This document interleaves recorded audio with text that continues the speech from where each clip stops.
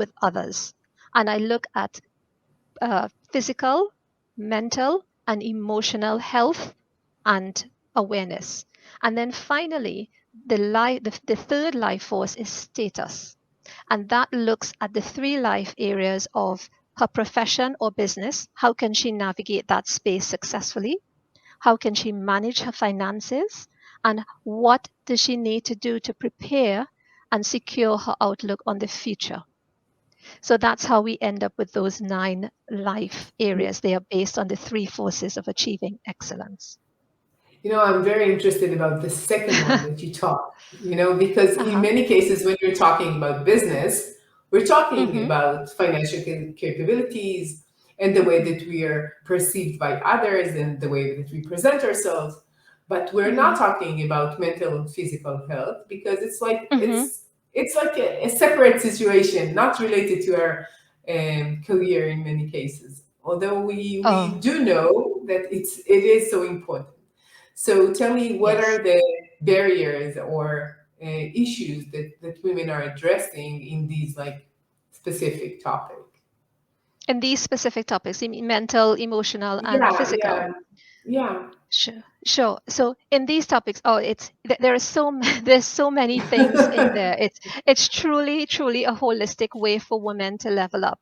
And in those three areas, I look at there are many things. So like in the physical area, I look at things like nutrition. I look at things like movement. I don't necessarily call it exercise. It's about moving the body, about taking adequate breaks, posture, all of these type of things. Understanding the different types of diseases that fundamentally women should know about. Understanding the way hormones take priority, like for instance, when a woman goes through menopause, that has a massive effect on a woman's output.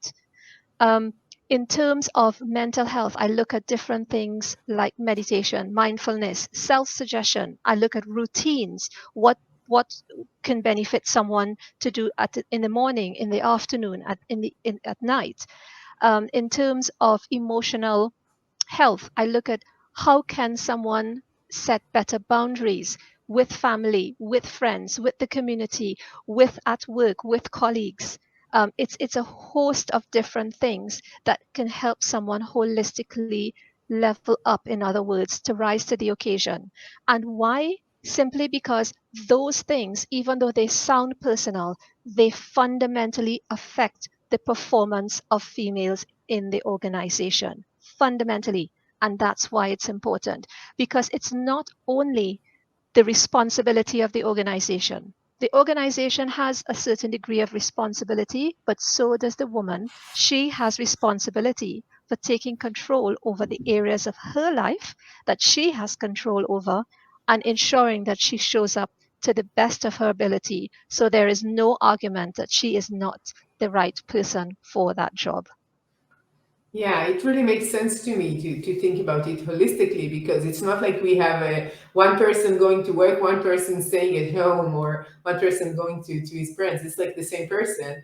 But I think that most women, when they think about career, they would think about the way they present themselves, speaking in front of an audience, things that are required to be a businesswoman, okay, to work as a woman in a manly company in most cases.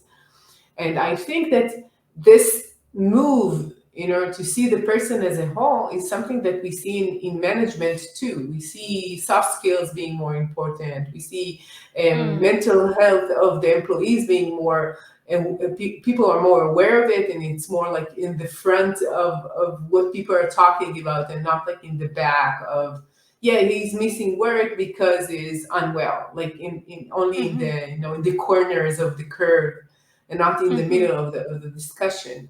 Do you see mm. that when you talk to companies too, that they are aware of the connection between mental health or any kind of health to the workplace? Maybe because of COVID, they're more aware of it. Mhm.